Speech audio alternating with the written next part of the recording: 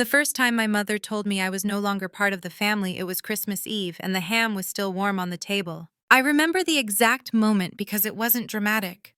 There was no shouting, no slammed doors, just the quiet scrape of her chair against the hardwood floor as she stood up, smoothed her sweater, and said almost politely, "You should probably stop coming to these dinners, Lillian. It confuses people." Confuses people. That was the word she chose. I was 29 years old, standing in my parents' dining room in suburban Pennsylvania, the same room where I had blown out birthday candles as a child and been told to make sensible wishes. The tree in the corner glowed with white lights. My sister's children were arguing over wrapping paper. My father stared into his wineglass like it might explain something to him if he waited long enough. No one defended me. That was the moment I understood I had already been erased. I just hadn't been informed yet. I didn't cry. I didn't raise my voice. I nodded, picked up my coat, and walked out into the cold with my purse still on my arm and the smell of cloves and baked apples clinging to my hair. What none of them knew was that I had come to that dinner with something in my bag that would eventually burn their entire world to the ground. But I'm getting ahead of myself. You need to understand how someone becomes the daughter who is easy to discard. I was the younger one, the flexible one, the one who didn't need much. That was always the story.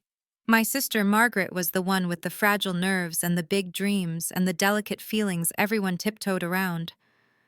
I was the one who adapted, the one who handled things. When my birthday was forgotten, I shrugged it off. When my college graduation conflicted with Margaret's husband's golf tournament, I told myself it didn't matter. When my mother called me by the wrong name at Thanksgiving and laughed it off, I smiled too. You learn early which version of yourself is easiest for your family to live with. I learned to be small. The real fracture happened the year my grandmother died. My grandmother Evelyn was the only person in that family who ever looked at me like she was actually seeing me. She was sharp and unsentimental and deeply fair. She believed in consequences. She believed in effort. And she believed very quietly that families who favored one child over another eventually paid for it. She died in early October. Heart failure. Quick, they said. Merciful. The reading of the will happened a month later in a lawyer's office that smelled like lemon polish and old paper. Margaret arrived in a camel coat with a new handbag I knew she couldn't afford. My parents sat close together, my mother's hand resting possessively on my father's knee. I sat across from them alone. The lawyer cleared his throat and began. What Margaret inherited was exactly what everyone expected. Jewelry, a trust, the lake house that had been in the family for decades. My parents nodded along, already planning renovations, already counting money that wasn't technically theirs. Then the lawyer paused. There is one additional provision, he said, adjusting his glasses. A private letter and a bequest intended for Lillian. My mother's head snapped up. Margaret turned slowly, her eyes narrowing like I had cheated at a game I didn't know we were playing. The lawyer slid an envelope across the table toward me. My name was written on it in my grandmother's slanted handwriting. I didn't open it right away. The bequest was modest by comparison. A small investment account. Shares in a holding company none of them recognized. Enough to be meaningful, but not enough to threaten anyone. Or so they thought. The letter mattered more. My grandmother's voice lived in those words. Calm, precise, unapologetic. She wrote that she had watched the way the family treated me for years, that she had intervened when she could and stayed silent when she thought intervention would make things worse, that she was sorry for that silence, that she trusted me to understand the difference between inheritance and legacy. The final line was the one that stayed with me. Do not explain yourself to people who benefit from misunderstanding you. Margaret laughed when the lawyer finished. A short, humorless sound. Well, she said that's generous for her. My mother smiled tightly. Your grandmother always did have her moments. No one congratulated me. On the drive home, my father finally spoke. She didn't mean anything by it, he said. You know how your grandmother was. I watched the road pass beneath the headlights and realized something quietly devastating. They had already decided that anything I received was accidental, anything I earned was suspicious, anything I questioned was disruptive. That night, I opened the envelope again and noticed something I hadn't seen before. Tucked behind the letter was a second document, folded carefully, old but not fragile. It was a copy of a property deed, not the lake house, not the family home, a commercial building in downtown Harrisburg, office space, mixed use, quietly valuable. Owned through a shell company whose name meant nothing to anyone who hadn't spent time studying how wealth actually moves. And beneath it, in my grandmother's unmistakable handwriting, 4 words. They don't know this exists. I didn't sleep that night. Over the next week, small things began to click into place. Conversations I half remembered. Arguments that stopped when I entered a room. The way my grandmother had asked more than once if I understood how to read financial statements. I started looking into the holding company. What I found changed everything. My family business, the one my father and Margaret both loved to brag about at church dinners and charity auctions, had been built on borrowed time, deferred taxes, quiet loans, a pattern of decisions that only worked if no one ever asked the wrong questions. And someone had been asking. My grandmother. The small investment account she left me wasn't sentimental. It was strategic.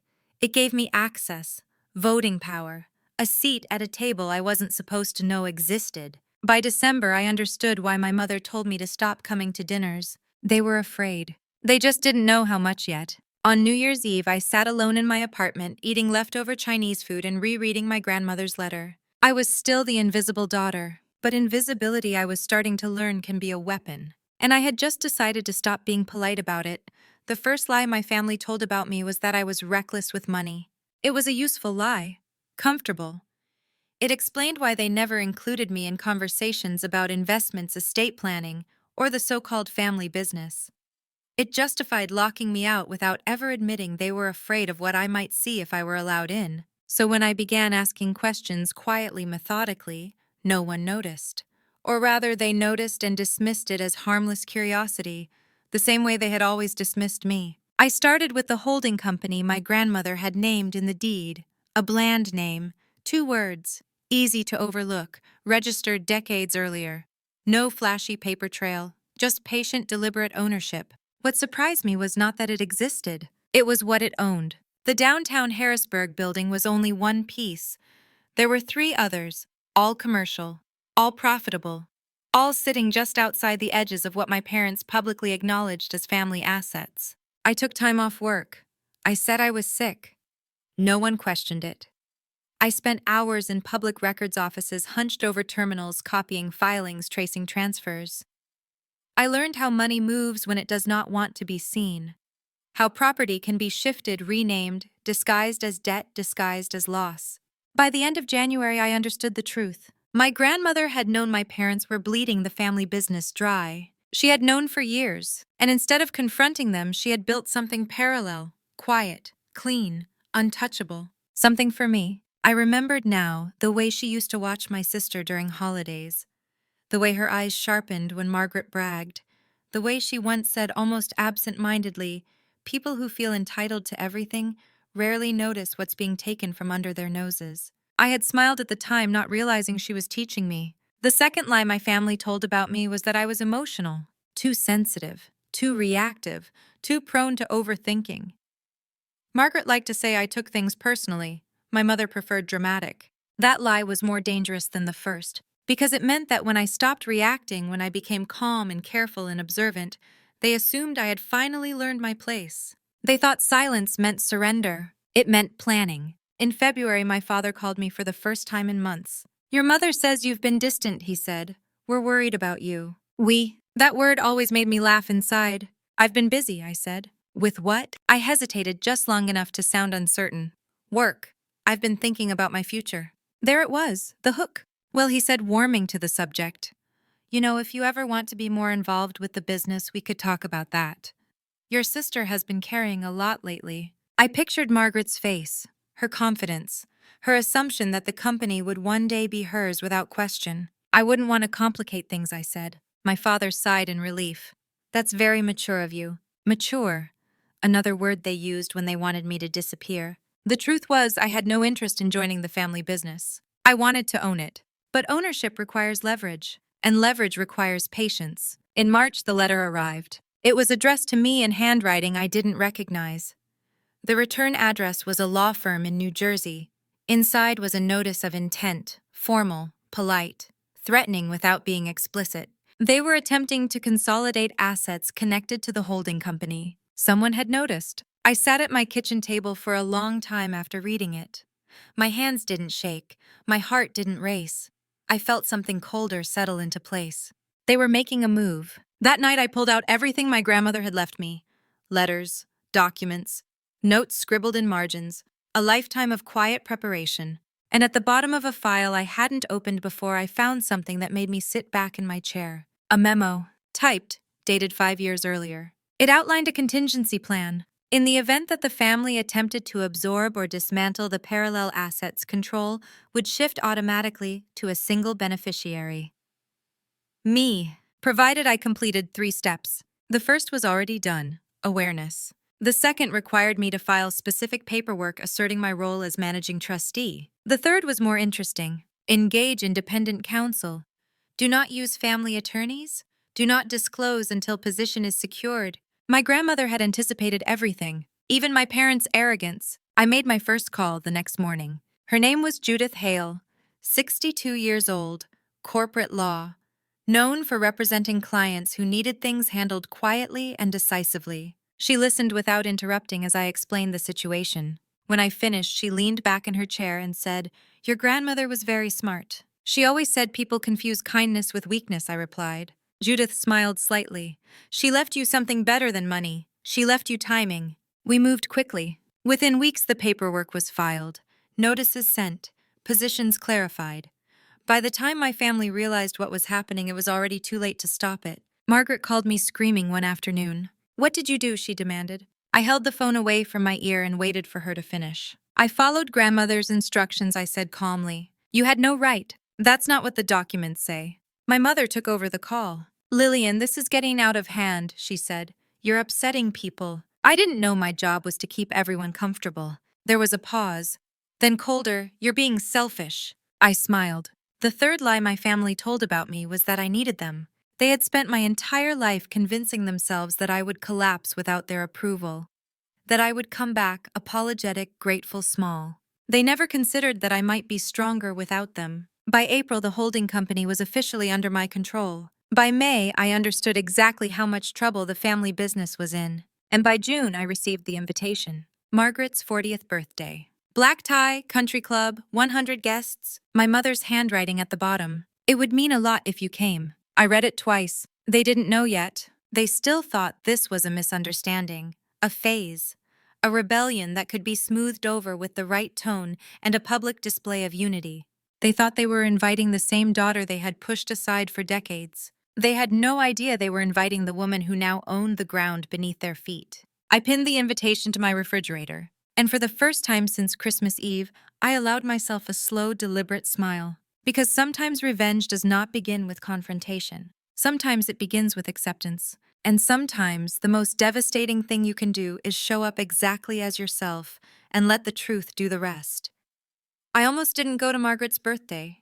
Not because I was afraid. That part of me had burned out years ago. It was because I understood something my family never had. Revenge is most effective when it feels inevitable, not forced. If I arrived too polished, too confident, too different, they would sense the shift. Margaret had always been good at reading rooms, at sniffing out threats disguised as smiles. She survived on social instincts the way some people survived on oxygen. So I made a decision that felt counterintuitive. I would arrive exactly as they expected me to. No dramatic entrance, no designer gown, no statement jewelry, just understated, familiar, forgettable. The version of me they had already dismissed. That was the woman I used as camouflage. The country club looked the same as it always had. Beige stone, manicured hedges, the smell of expensive perfume and entitlement hanging thick in the air. This was the environment my sister thrived in, where she knew every unspoken rule and had never once questioned whether she belonged. As I handed my keys to the valet, I caught my reflection in the glass doors. Simple black dress, low heels, hair pulled back, neutral makeup, invisible on purpose. Inside, the room hummed with conversation and crystal glasses clinking. A banner reading, "40 and Fabulous," hung behind the bar. Margaret stood at the center of it all, laughing too loudly, soaking in attention like sunlight. She didn't see me at first. That, more than anything, reminded me why I was there. My mother spotted me near the coat check and stiffened. She crossed the room, quickly, smile already pasted on. "You came," she said, like it surprised her. "You invited me." "Well, yes, but you know how these things are. Crowded, political, carefully curated." "I'll stay out of the way," I said. She nodded, relieved. That was my role, still. Margaret finally noticed me about 10 minutes later. Her smile flickered, recovered. She approached with open arms. There she is, she announced to the table. My little sister, she made it. Little, always little. She hugged me lightly, stiffly, then pulled back to look at my dress. You look comfortable, she said. I am. That confused her. I made polite conversation, asked about her children, complimented the venue, declined champagne. No one asked me about my work. No one ever did. And then halfway through dinner I saw him, Thomas Reed. He was sitting 2 tables away, laughing with a group of men I recognized from my father's office. Late 50s, silver hair, expensive watch worn casually, one of the quiet power brokers behind the scenes of the family business. He had once come to my graduation party and asked Margaret what her plans were. He had stood directly in front of me and not acknowledged my existence at all. But now he was looking at me, not casually, not politely, studying. When our eyes met, he frowned slightly as if trying to place a memory that did not want to surface. I excused myself and went to the bar for water. When I turned back, he was standing behind me. Lillian, he said. I turned slowly. Mr. Reed. You look well? So do you. He gestured toward an empty stool. May I? Of course. He sat, folded his hands, and lowered his voice. I hear you've been busy. I tilted my head. Busy how? He smiled faintly. You know exactly how. There it was. Someone had connected the dots. I don't know what you're referring to, I said lightly. He watched me for a moment, then nodded once. Fair enough. We sat in silence for a few seconds, then he leaned closer. Your grandmother was a remarkable woman, he said. She understood things most people don't. I miss her, I replied. As do I. His eyes sharpened. She trusted you. That wasn't a question. I try to honor that. Another pause. Then you should be careful. I met his gaze. About what? About assuming the people you're dealing with are as unprepared as they appear. I smiled. That sounds like advice. It is. And unsolicited advice is usually a warning. His mouth twitched. You're not wrong. We were interrupted by applause as Margaret stood to give a speech. She thanked everyone. She made jokes. She referenced family loyalty legacy, words she wore like jewelry. As she spoke, I noticed Thomas watching her with a look I had never seen before. Concern. The speech ended. Dessert was served. The night softened into something looser, louder. Margaret cornered me near the restrooms. What did Thomas Reed want with you? She asked too casually. I shrugged. He said hello. Her eyes narrowed. That man doesn't say hello to people he doesn't respect. I leaned in slightly. Maybe he's changed. She studied my face, searching for something. Then she laughed. Relax, she said. You're not suddenly a threat. That was the moment I knew. She still didn't see me. I left early. No goodbyes, no scene. As I walked through the parking lot, my phone buzzed. A text message from an unknown number. She is standing on very thin ice. So are you. I stared at the screen. Then another message. If you are as smart as your grandmother believed, you will call me. A name followed. Judith had mentioned him once, an outside auditor, brought in years ago, pushed out quietly, someone who had seen too much. I got into my car, closed the door, and allowed myself one deep breath. This was the shift. Not fireworks, not shouting. Alignment. For the first time, the story was no longer just mine. Other people were beginning to see the cracks, beginning to realize that the version of events they had accepted for years might not be the whole truth. I started the engine and drove home slowly, deliberately replaying every glance, every pause, every word. Margaret had thrown a birthday party. What she didn't know was that she had also thrown a spotlight onto herself. And I had finally learned how to stand just outside the light and let people reveal exactly who they were. Because revenge, real revenge, doesn't begin with anger. It begins the moment the balance shifts. And tonight it had. I didn't call the number right away. That restraint surprised even me. The old version of myself would have lain awake dissecting every word of that message, wondering what I had done wrong, replaying conversations, until guilt found a place to land. But that woman had been shaped by years of apologizing for existing. This woman waited. I slept. I made coffee. I went to work. I let the day move at its normal pace because nothing unsettles people more than realizing you are not as anxious as they expect you to be. I called the number at 4:30 in the afternoon when the office buildings downtown began to empty and secrets had more room to breathe. He answered on the second ring. I was wondering when you'd call, he said. His voice was steady, controlled, not eager, not fearful. You texted me during a family event, I replied. That suggests urgency. A quiet exhale. It suggests opportunity. We agreed to meet the next evening in a restaurant just off the highway. Neutral ground. No sentimental value. The kind of place where conversations dissolved into background noise. He was already there when I arrived, seated in a corner booth. Late 40s, plain suit, no wedding ring, a face that looked forgettable by design. Lillian, he said, standing halfway. Thank you for coming. I didn't come for courtesy, I replied. I came for clarity. He smiled faintly. Your grandmother would have liked you. That line hit harder than I expected. I sat anyway. My name is Andrew Keller, he said.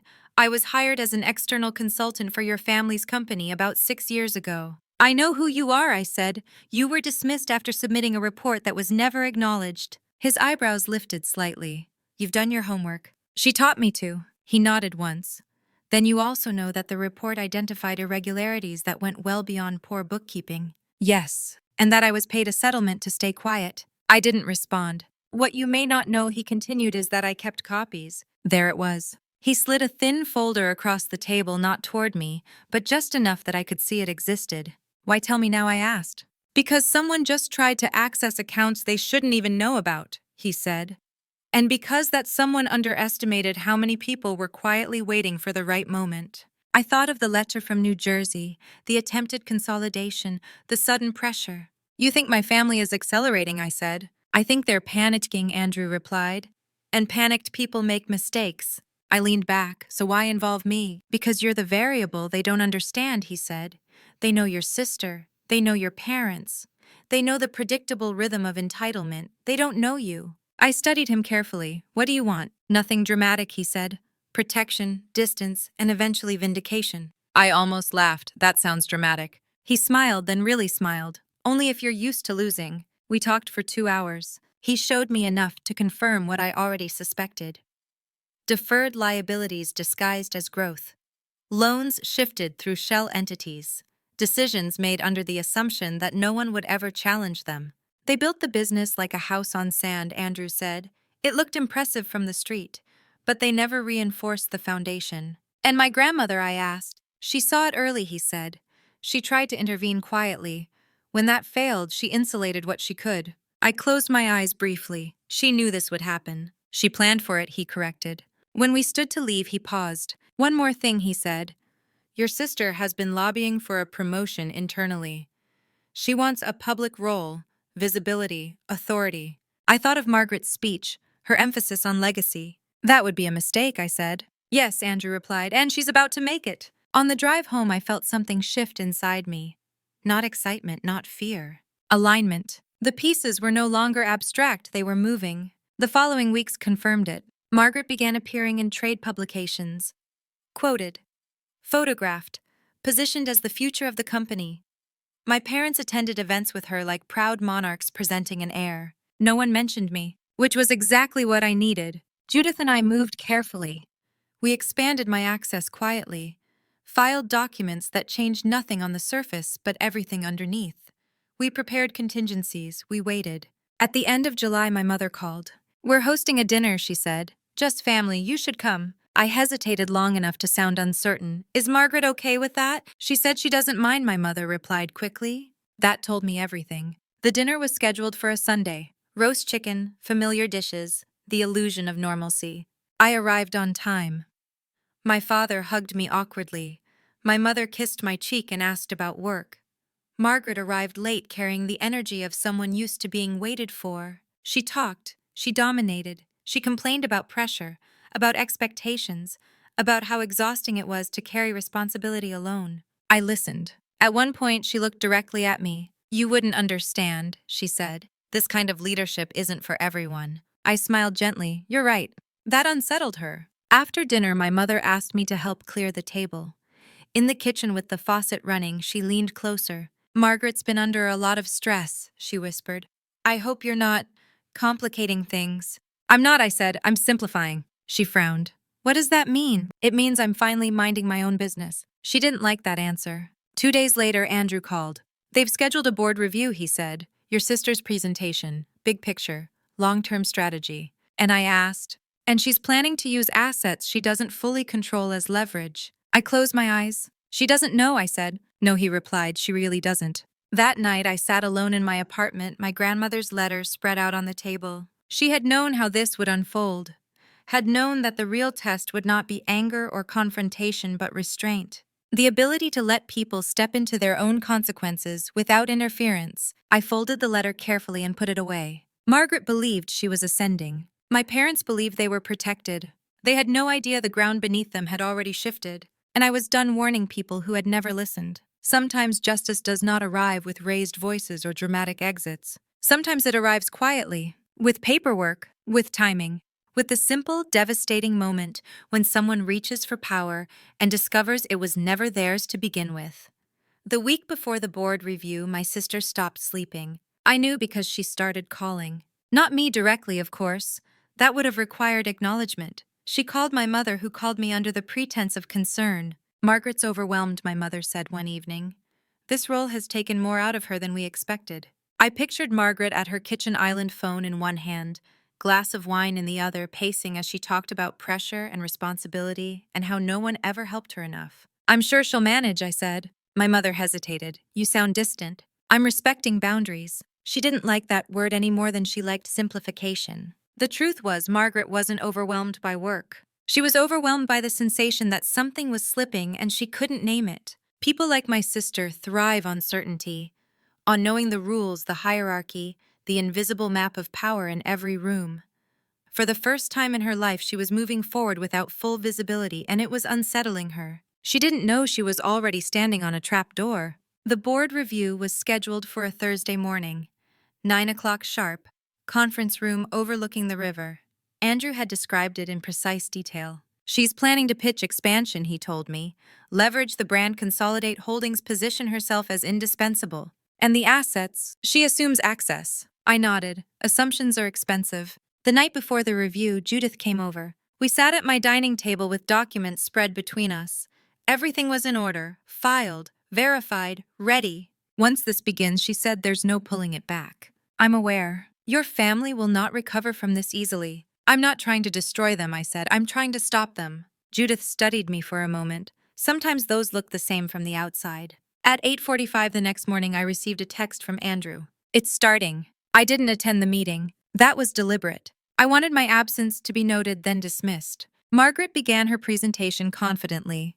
Andrew would later tell me she spoke for 20 minutes without interruption. Charts, projections, the language of certainty. Then the questions began. Simple at first, clarifications, requests for documentation. Margaret answered easily until one question landed where she hadn't prepared. Can you clarify ownership structure for the secondary commercial holdings, someone asked? She smiled. Those are family-controlled. Specifically, she paused. Through legacy trusts, Andrew leaned back in his chair and waited. Another board member followed up. We're seeing discrepancies between listed trustees and actual authority. Margaret's smile tightened. She glanced toward my father, who frowned slightly as if seeing this information for the first time. I'm not sure what you're referring to, Margaret said carefully.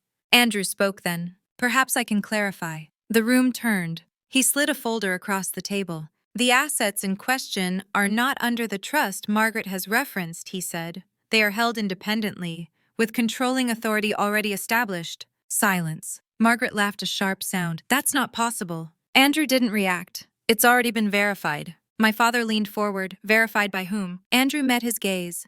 By counsel, and by the current managing trustee. Margaret's eyes flicked around the table. Who? Andrew didn't answer. He didn't need to. Someone else did. My phone buzzed. An unknown number. I let it ring. Then another call, my mother. I let that ring too. The meeting adjourned early. Not dramatically. No shouting. Just confusion and quiet recalibration. Margaret left the room pale and furious. My father followed her, his face drawn tight with disbelief. Within an hour, the rumors started. By noon, my mother was on my doorstep. She looked older than I remembered. Not fragile, just tired. The kind of tired that comes from realizing your understanding of the world is incomplete. What did you do? She asked without greeting. I stepped aside to let her in. We sat in my living room, the same room she had visited once and criticized for being too small. I protected what was left, I said. Her hands shook slightly. You blindsided us. I was never invited into the room, I replied. You can't blindside someone who refused to see you. She pressed her lips together. Margaret is humiliated.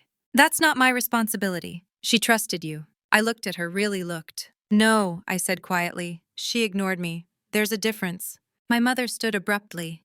You've always been jealous. I felt a flicker then, not anger, recognition. That's the fourth lie I said, and the most convenient one. She stared at me confused. You told yourselves I wanted what Margaret had. I continued. Her approval, her position, her life. I stood too. What I wanted was fairness, accountability, and a family that didn't treat me like excess. She shook her head. You're tearing us apart. No, I said, I'm telling the truth. She left without another word. That evening, Margaret called. Her voice was sharp, controlled, too controlled. You humiliated me, she said. I didn't speak. You orchestrated it. Yes. How could you do this to your own sister? I closed my eyes briefly. You never asked yourself how you did everything you've done to me. Silence. Then soft or dangerous. You think you've won something. I think I've stopped pretending. She laughed, but there was no humor in it. You don't belong in this world. I smiled to myself. I already own part of it. She hung up. Over the next days, the fallout spread. Board members requested audits. Projects were paused. Questions multiplied. Margaret's public image shifted subtly. Not ruined, but questioned. The shine dulled. My father stopped calling. My mother sent a text asking if we could talk like adults. I didn't respond. Andrew called late Friday. They're scrambling, he said, trying to regain control. Your sister is furious. And you? I'm relieved, he replied. This has been coming a long time. I sat by the window and watched the city lights blink on. Thank you, I said. No, he replied. Thank you, your grandmother. After the call, I pulled out her letter again. The words felt heavier now, truer. Do not explain yourself to people who benefit from misunderstanding you. For the first time, I fully understood what she meant. The confrontation hadn't come yet. The real reckoning was still ahead. But something fundamental had changed. They no longer controlled the narrative. And once that happens, everything else is just timing. I turned off the lights and went to bed feeling something I had never felt after family conflict before. Not guilt, relief. Because the moment I stopped trying to be understood by people invested in my silence, I finally understood myself. And that I was beginning to realize was the most dangerous position of all. The silence after the board review was louder than any argument my family had ever staged. No calls from my father, no passive-aggressive messages from Margaret, no carefully worded emails from my mother pretending this was all a misunderstanding that could be smoothed over with enough politeness. That kind of silence only appears when people are regrouping. I had lived long enough inside that family to recognize it. They were planning. On Monday morning, Judith called before I had finished my first cup of coffee. They've hired outside counsel, she said. Aggressive, expensive, not local. I leaned back in my chair. They're trying to intimidate. They're trying to locate leverage, she corrected. Those aren't always the same thing. I thought of my grandmother again. Of the ways she used to say, when people panic, they reveal what they value most. My family valued control. And control when threatened makes people sloppy. By Wednesday, the first formal letter arrived. It accused me of overreach, of misrepresentation, of acting against family interests. It referenced loyalty more than law, emotion more than fact. Judith read it once, then set it aside. They don't have a case, she said. They're trying to scare you into a mistake. I smiled faintly. That hasn't worked in years. The second letter was colder. Legal language sharpened. Threats of injunctions. Demands for meetings. I declined all of them. Not because I was afraid to face them. Because I understood the power of absence. Margaret, on the other hand, did not handle absence well. She showed up at my apartment unannounced that Friday afternoon. I knew it was her the moment I heard the knock. Too sharp. Too entitled. I opened the door and saw her standing there, sunglasses on, despite the cloudy sky, jaw-tight posture rigid. We need to talk, she said. No, I replied. You need to talk. I get to decide whether I listen. She pushed past me into the living room without waiting for permission. Looked around like she was inventorying what I owned. This is where you've been hiding, she said, playing pretend. I closed the door carefully. If you're here to insult me, you can leave. She turned, eyes flashing. You think you're clever. You think you've outsmarted everyone. I think you underestimated me, I said calmly. There's a difference. She laughed, sharp and brittle. You always had a victim complex. I felt something stir then, not anger, something steadier. You blamed me for being treated unfairly, I said. That was easier than questioning the system that favored you. She waved a hand dismissively. Don't psychoanalyze me. I'm not, I replied. I'm observing. She stepped closer. You don't get to rewrite history. I'm not rewriting anything I said. I'm reading the footnotes you ignored. Her eyes flicked away for half a second. That was all I needed. Did you know, I continued softly, that grandmother anticipated this exact reaction? Margaret stiffened. Don't bring her into this. She brought herself into it, I said. She built contingencies. She documented patterns. She trusted me because she knew you wouldn't look where you didn't expect anything valuable to be. Margaret's face flushed. She favored you. I nodded. At the end, yes, because she finally saw clearly. That's a lie, she snapped. She loved us equally. No, I said gently. She treated us according to our behavior. The words landed harder than anything I could have shouted. Margaret stared at me, breathing fast. You think you've won? I tilted my head. Why does everything have to be about winning with you? She scoffed. Because that's how the world works. That's how your world works, I corrected. Mine is different. She turned toward the door, then paused. You're going to regret this. I smiled, small and sincere. I already regret everything I didn't do sooner. She left without another word. That night, Andrew called with an update. They're trying to rally support internally, he said. Position you as unstable, vindictive, emotional. I laughed quietly. Of course they are. It's not sticking, he added. Too many people have questions now. Too many things don't add up. I stared out the window. They've always relied on people not asking questions. Yes, he replied, and now they're being asked. The following week, my father finally called. His voice was tight, controlled, the voice he used when he wanted authority without vulnerability. You've caused a great deal of disruption, he said. You built a structure that couldn't handle scrutiny, I replied. That's not disruption. That's exposure. You're threatening everything we worked for. I paused. Who is we? Silence. You're being deliberately difficult, he said. No, I replied. I'm being deliberately honest. He sighed, the sound heavy with frustration.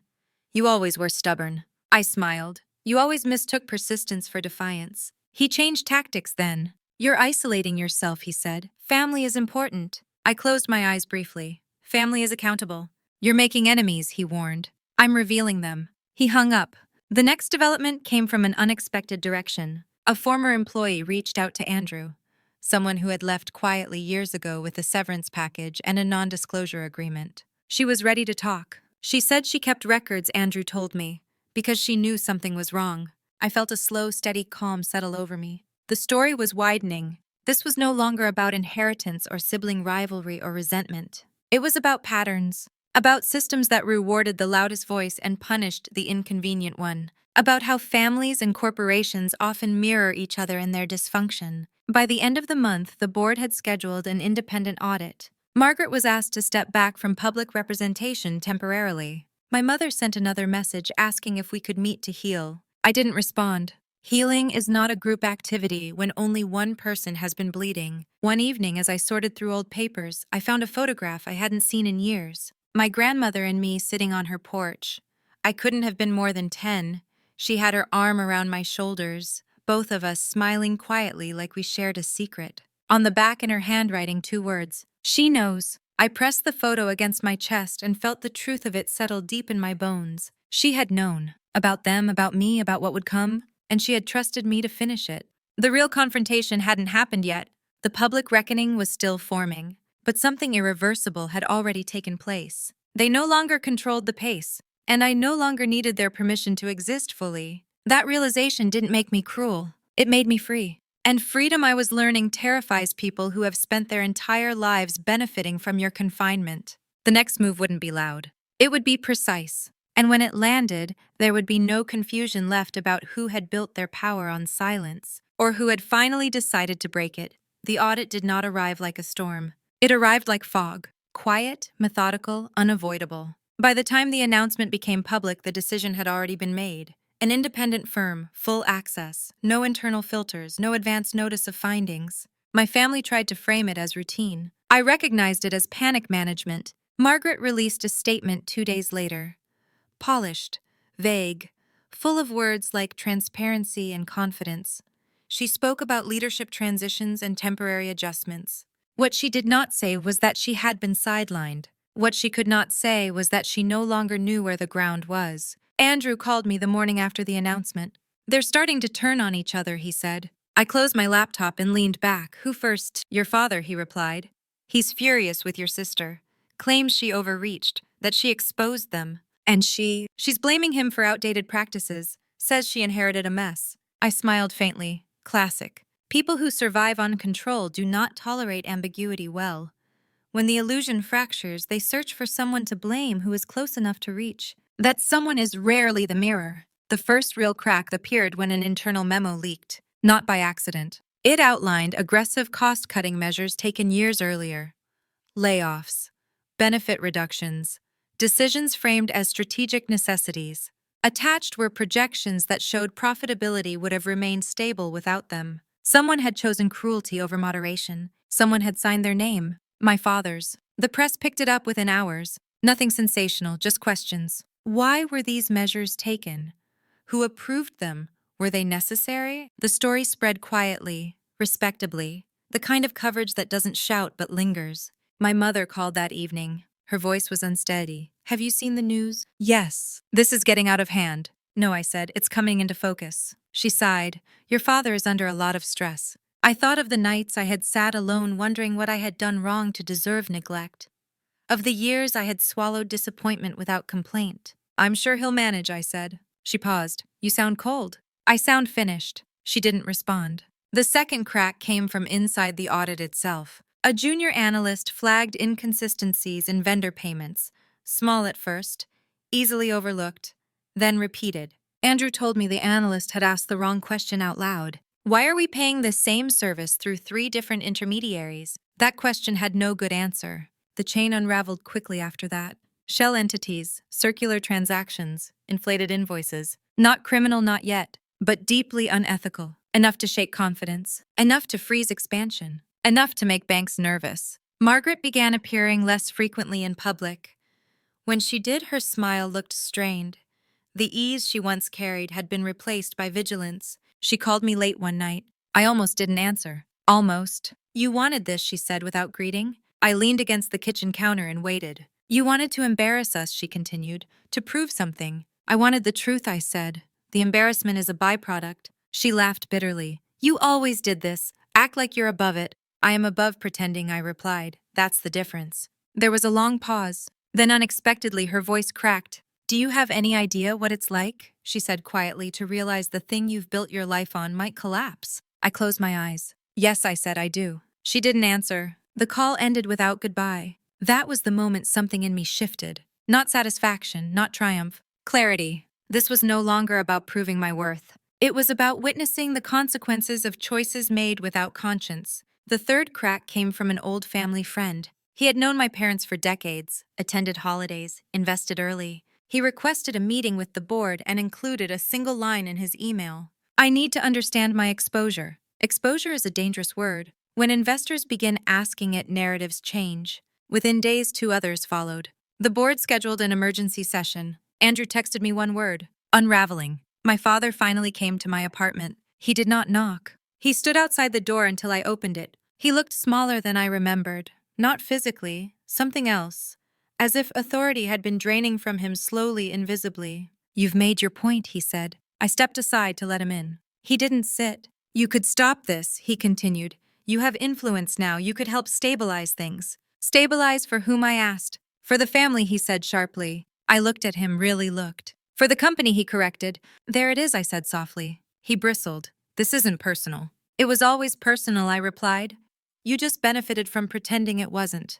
He exhaled, frustrated. What do you want? I considered the question carefully. I want accountability, I said. Not spin, not scapegoats, not silence. That would destroy us. I shook my head. It would transform you. Destruction is optional. Denial is not. He stared at me like he was seeing me for the first time. You think you're better than us, he said. No, I replied. I think I'm done carrying what you refuse to face. He left without another word. That night I dreamed of my grandmother. She was standing in the doorway of a room I didn't recognize, sunlight behind her, papers in her hands. She didn't speak. She didn't need to. The audit report was scheduled for preliminary release the following week. Andrew warned me. Once it drops, there's no controlling the narrative. I know, I said. Are you ready for what comes next? I thought of the years I had spent shrinking, of the dinners where I wasn't heard, of the inheritance everyone assumed I didn't deserve. I've been ready longer than anyone realizes, I said. The morning before the report's release, I found another note among my grandmother's papers,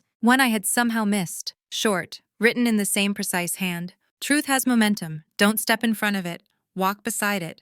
I folded the note and placed it in my wallet. The truth was no longer something I carried alone. It was moving. and when it arrived fully, it would not ask anyone's permission. Neither would I. Because revenge, I was learning, does not always look like fire. Sometimes it looks like light, and once it turns on, there is nowhere left to hide.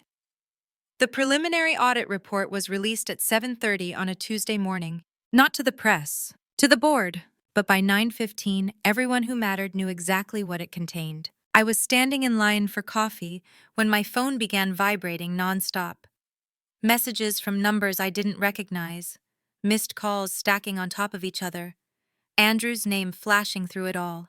I didn't answer until I was back in my apartment door, closed shoes, kicked off coffee untouched on the counter. "They're stunned," Andrew said without preamble. "Not because of what's in it, because of how cleanly it's laid out." "Facts are persuasive when they're organized," I replied. "There's no single smoking gun," he continued, "no dramatic crime. But the pattern is unmistakable. Misrepresentation, ethical violations, risk concealed from stakeholders." I closed my eyes, enough to force change, enough to force resignations. That word landed heavily. "Who?" I asked. There was a pause. "Your father first.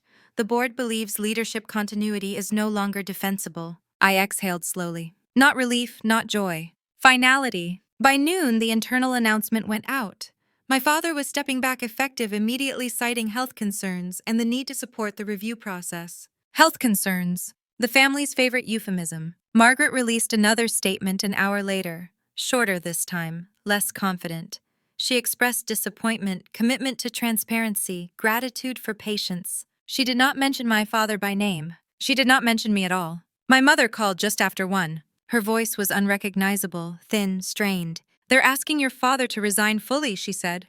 "Yes. They want Margaret to cooperate with the next phase." "That makes sense. This is going to ruin us." I thought of the company employees, the ones who had been quietly laid off, the benefits cut, the decisions justified as necessary. "It's going to change you," I said. "Whether it ruins you depends on what you do next." She sobbed then, openly, without trying to control it. "I never thought it would end like this." "It didn't end," I replied. "It revealed." She hung up. By late afternoon, the story broke publicly, not as scandal, as correction. "Board initiates leadership overhaul following audit findings." That was the headline. Dry, controlled, devastating in its restraint. Margaret's photo accompanied the article.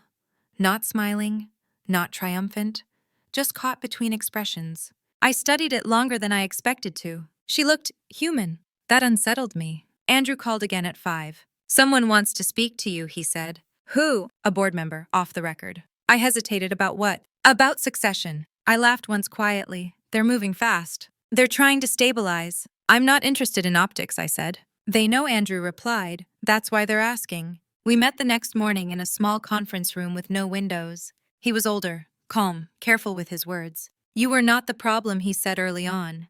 "And you're not the threat people assumed you were." I tilted my head. "Assumed by whom?" He smiled thinly. "Those who benefit from underestimating others." "We're looking at restructuring," he continued. "New governance, independent oversight." "And where do I fit into this?" I asked. "You already do," he said. "You just haven't acknowledged it publicly." I considered him for a moment.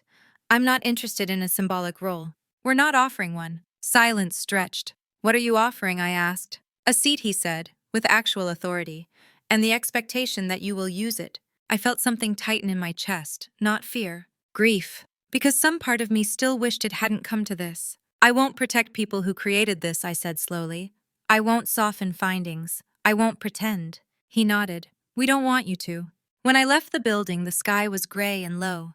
The city looked exactly the same.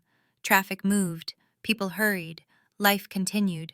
But nothing was the same. Margaret texted that evening. "We need to talk." I stared at the message for a long time before replying. "Tomorrow, public place." She agreed. We met at a cafe neither of us had ever been to. Neutral, anonymous. She arrived early. No makeup, hair pulled back. She looked tired, real. "I didn't know it would go this far," she said as soon as I sat down. "I know." She flinched. "You don't get to say that like you understand." "I understand more than you think," I replied. She clasped her hands together. "They're asking me to testify internally, to cooperate." "That's appropriate." "You don't sound angry." "I'm not." That confused her more than anger ever would have. She leaned back. "I built my life on the assumption that things would always work out for me." I nodded.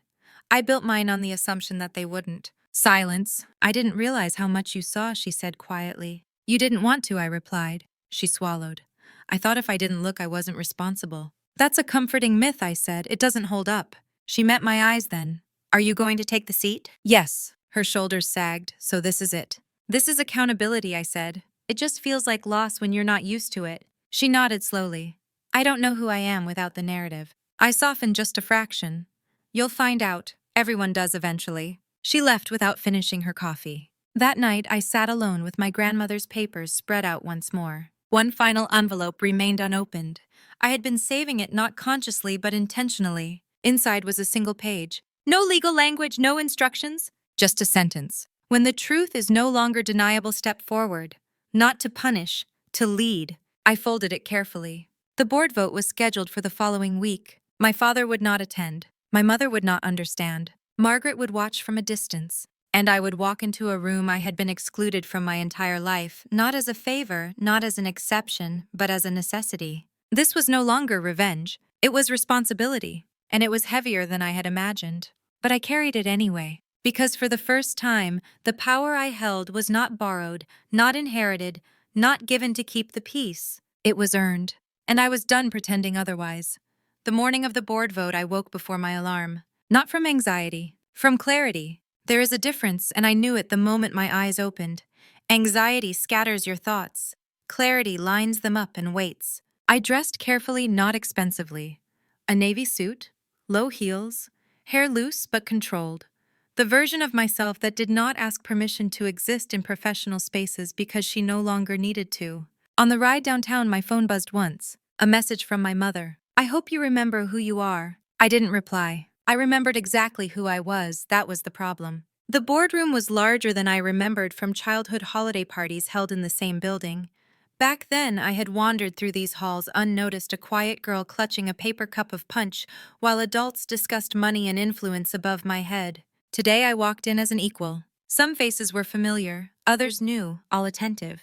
No one smiled. That told me everything. The chair called the meeting to order. Formalities, procedure, then the vote.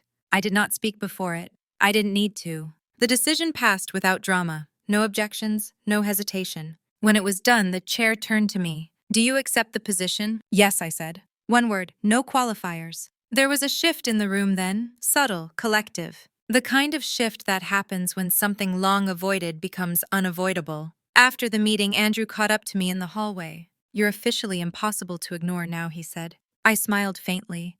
I was always impossible to ignore. They just perfected the art of not looking. He nodded. What's your first move? I didn't answer right away. I had learned the value of pause. Listening, I said finally. There are people who haven't been heard in a long time. He smiled. Your grandmother would approve. By noon, the news had spread. Not as gossip, as confirmation. Board appoints new governance lead amid restructuring. No mention of family, no mention of scandal, just fact. My father did not call. Margaret did. Her voice was steady but thin, so it's official. Yes, a pause. You always said you didn't want this. I didn't want it the way it was, I replied. She exhaled slowly. They're asking me to cooperate fully. That's wise. You don't sound vindictive. I'm not, I said. I'm focused. She hesitated. Do you hate me? The question surprised me. I thought carefully before answering. No, I said, but I don't excuse you either. She was quiet for a long moment. That might be worse, she said softly. Accountability often feels that way, I replied. She hung up without goodbye. That afternoon, I met with a group of employees who had requested time. Not executives, not managers. The ones who had been quietly absorbing the impact of decisions made far above them. They sat stiffly at first, unsure. I listened. I didn't defend, I didn't promise miracles, I acknowledged harm. When the meeting ended, one woman lingered. I didn't think anyone like you would ever sit in that chair, she said. Why, I asked. She shrugged. People like you don't usually get there. I met her gaze. They do, just not loudly. The following days were a blur of briefings and decisions, policies reviewed, contracts examined, systems questioned, not dismantled, examined. My father's name appeared less and less. Margaret's influence receded quietly. No public humiliation, no spectacle, just consequence. On Friday evening, I went to my grandmother's grave. I hadn't planned to. My feet carried me there without consulting my schedule. The stone was simple. Her name, dates, nothing else. I sat on the grass and told her everything. Not out loud, not in words. Just presence. I felt the weight of the week settle into my bones. Not exhaustion, something heavier. Responsibility. Revenge is light. Justice is heavy. Revenge asks only that you strike. Justice asks that you stay. I understood now why my grandmother had waited so long, why she had chosen patience over confrontation, why she had trusted me, because I could hold the weight without flinching. As I stood to leave, my phone buzzed again. A message from an unknown number. You won. Enjoy it while it lasts. I didn't respond. People who mistake accountability for attack always think in terms of winning and losing. They don't understand stewardship. That weekend, my mother sent another message. I don't recognize this family anymore. I stared at the screen for a long time before typing. Neither did I. That's why I changed it. I didn't send anything else. On Sunday evening, I sat alone in my apartment, the city humming outside, and realized something quietly profound. For the first time in my life, I wasn't bracing for the next disappointment. I wasn't rehearsing explanations. I wasn't wondering how to make myself smaller to fit someone else's comfort. I had stepped into a space that required my full presence, and I was still standing. The reckoning hadn't ended. There would be consequences, legal questions, public scrutiny. Margaret would testify. My father would retreat further into silence. My mother would grieve the loss of the narrative she had protected for decades. And I would continue, not to punish, but to rebuild something that did not rely on exclusion to survive. The truth had done what it always does when allowed to breathe. It had rearranged the room, and this time I wasn't waiting outside the door. The first subpoena arrived on a Monday morning, folded inside a heavy envelope that landed on my desk with a weight that felt symbolic. I didn't open it right away, not because I was afraid of what it contained, but because I understood what it represented. The shift from internal reckoning to external consequence, from moral questions to legal ones, from family drama to public record. Justice had crossed a threshold. Judith called within minutes of its arrival. "This is expected," she said, "and manageable." "I know," I replied. "Who else received one? Your father? Your sister?" 3 former executives, 2 current board members. I closed my eyes briefly. "So it's begun." "It's already been underway for years," she corrected. "You just turned on the lights." The investigation was not framed as punishment. That mattered. It was framed as examination. Regulatory bodies reviewing disclosures, financial authorities tracing patterns, lawyers asking careful, uncomfortable questions. The kind of questions my family had never allowed anyone to ask before. Margaret testified first. I didn't watch it live. I read the transcript later alone at my kitchen table, the words stark on the page. She admitted what she knew, what she suspected, what she ignored. She didn't cry in the transcript. She didn't posture. She answered plainly, even when the answers made her look complicit. It was the first honest thing she had ever done in public. My father's testimony was different. He deflected, minimized, claimed ignorance, claimed trust. He spoke like a man who had spent his entire life assuming authority would protect him from accountability. It didn't. When the investigators pressed, he grew irritated. When irritation failed, he grew quiet. Silence had always been his final defense. It no longer worked. My mother was not subpoenaed. That surprised people. It didn't surprise me. She had always existed in the margins of responsibility, benefiting, enabling, never signing anything, never asking questions. Her punishment would not be legal. It would be personal. She called me one evening after the news cycle had moved on to the next story. "I don't know how to talk to people anymore," she said. I stood by my window, watching the lights across the street blink on and off. "You don't have to talk," I replied.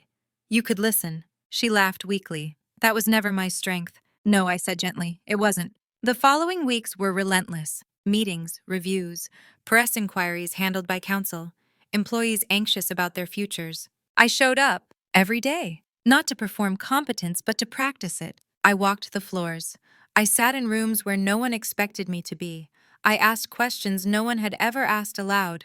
Why do we do it this way? Who benefits from this structure? What happens if we don't? Some people resisted, others relaxed visibly, as if they had been waiting years for permission to speak honestly. One afternoon, I found myself in a small conference room with a group of middle managers. They looked nervous. "This isn't an interrogation," I said. "It's a conversation." A man in his 50s cleared his throat. "With respect, that's new." "I know," I replied. "That's the point." He nodded slowly. "Then I'd like to say something." He did. And when he finished, no one stopped him. That was the moment I understood something crucial.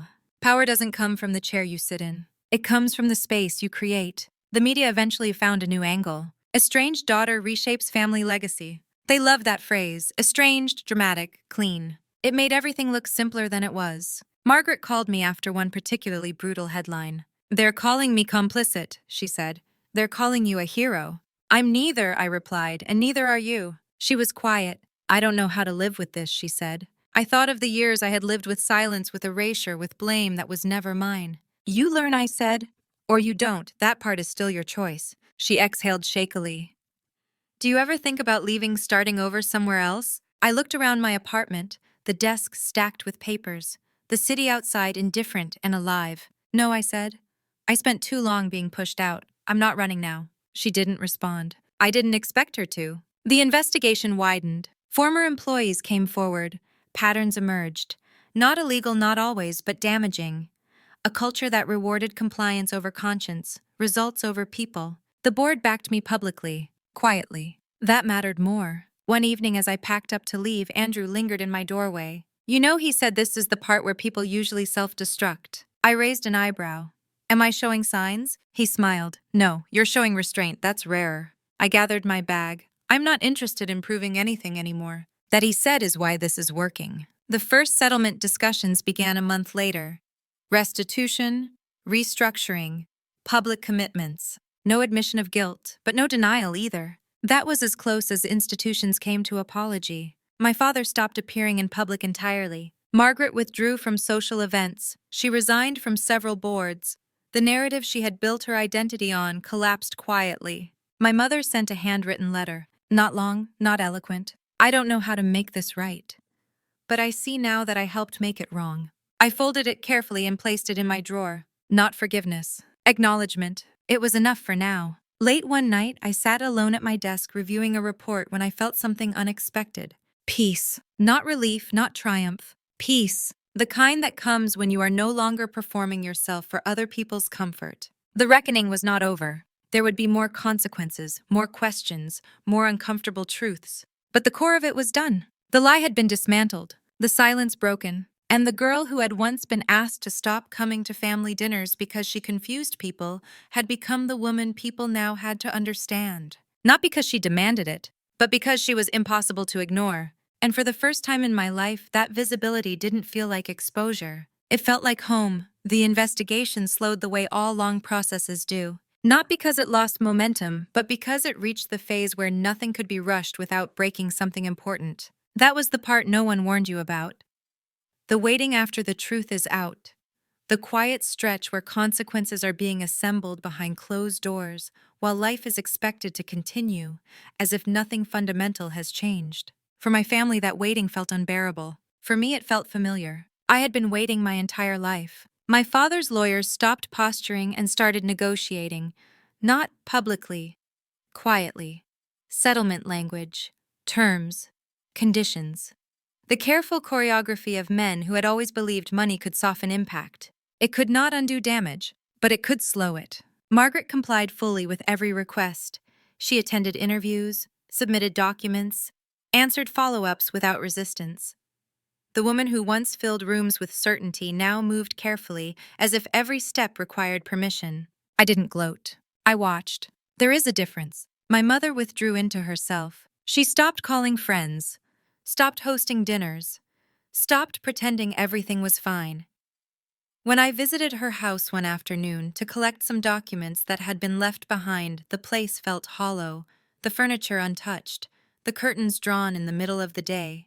She sat at the kitchen table, hands folded, staring at nothing. "I thought if I kept things pleasant," she said suddenly, "they would stay intact." I placed the folder down slowly. Pleasantness isn't protection. She looked up at me, eyes red. I didn't know how else to survive. I felt something loosen then. Not forgiveness, understanding. "I know," I said. She nodded, small and fragile. "I don't know who I am now." "That's not a punishment," I replied. "It's an invitation." She didn't answer. I didn't stay long. At work, the culture continued to shift. Not dramatically, gradually. People spoke more freely. Meetings grew quieter, more focused. The absence of fear created space. The absence of spectacle created trust. One afternoon, a young analyst knocked on my office door. "I just wanted to say thank you," she said, voice steady but nervous, "for asking the questions no one else did." I smiled. "You could have asked them too." She shook her head. "Not without being punished." I met her gaze. Then we failed you before, we won't again. She left with her shoulders lighter. That mattered more than headlines. The final regulatory decision arrived in early fall. No criminal charges, mandatory oversight, financial penalties, leadership restructuring requirements, public disclosure commitments. It wasn't dramatic. It was devastating in its own way. The empire my father had built would survive, but it would never belong solely to him again. The autonomy he prized was gone, the unquestioned authority dissolved. Margaret resigned from her remaining role the same day the decision was announced. Her statement was brief. I accept responsibility for my part in what occurred and will step away to reflect and rebuild. No deflection. No justification. I read it twice. Later that evening she called. I'm leaving town for a while, she said, somewhere quiet. That sounds wise. She hesitated. Do you ever wonder who we might have been if things were different? I thought of childhood dinners, of birthdays missed, of all the conversations we never had because the roles were already assigned. Yes, I said, but I don't live there anymore. She exhaled. Neither do I. That was the closest we came to reconciliation. My father did not call. He retreated fully, sold his stake, disappeared into a private life he had never prepared for because he had never imagined being irrelevant. I heard through others that he was angry, then tired, then quiet. Silence was the only language he had ever mastered. My mother eventually began volunteering at a local organization. Nothing public, nothing performative. She didn't tell anyone why. I didn't ask. Some reckonings are internal. The last board meeting of the year ended early. As people filtered out, Andrew lingered. You know, he said, this is usually where someone like you leaves, writes a book, starts over. I smiled. Why? Because staying is harder. I gathered my things.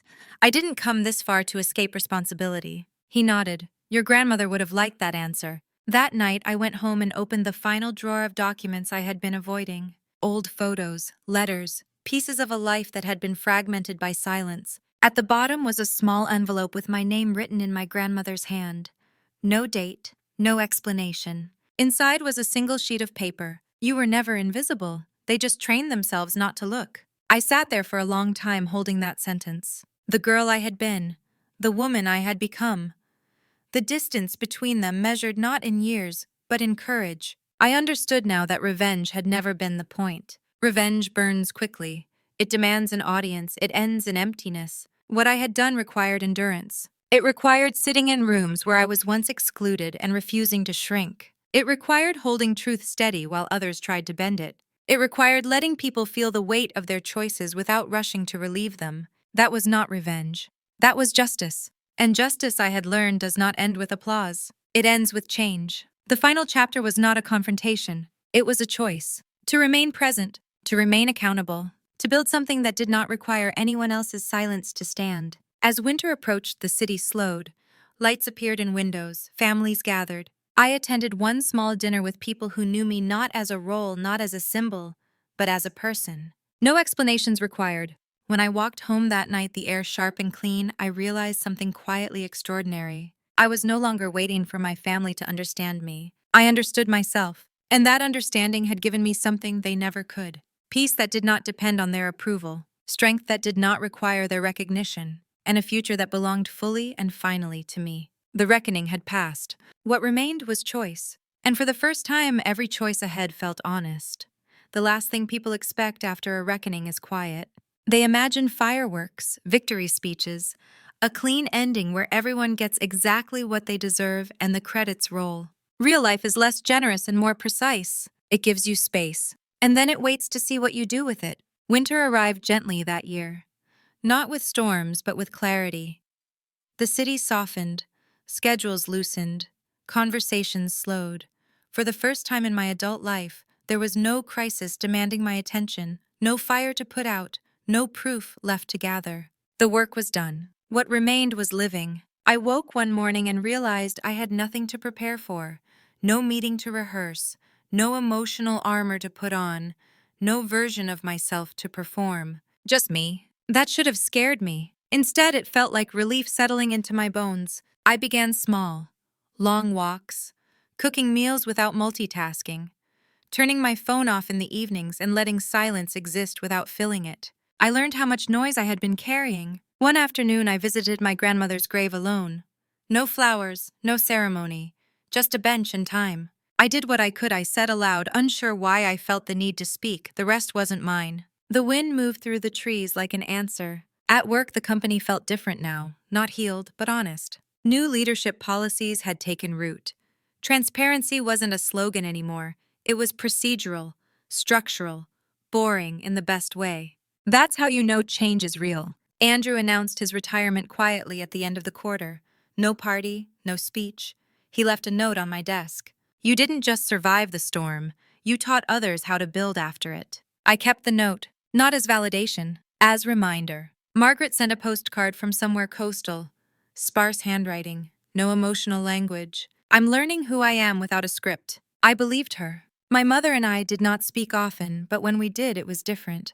No pretending, no rewriting, just presence. Once she asked, "Do you ever wish you could go back and change things?" I thought about the girl I had been, the dinners I wasn't invited to, the moments that shaped me without my consent. "No," I said. "I wish I'd understood sooner that none of it was my fault." She nodded slowly as if that sentence unlocked something painful and permanent. "I'm glad you know now," she said. So was I. The world moved on as it always does. The headlines faded. New scandals replaced old ones. People forgot details, remembered only outlines. That was fine. I hadn't done this to be remembered. I had done it to be free. On my birthday that year, I did something radical. I celebrated. Not publicly, not extravagantly. Just a table of friends. Laughter that didn't require explanation. Candles I blew out without making a wish because for once I didn't need one.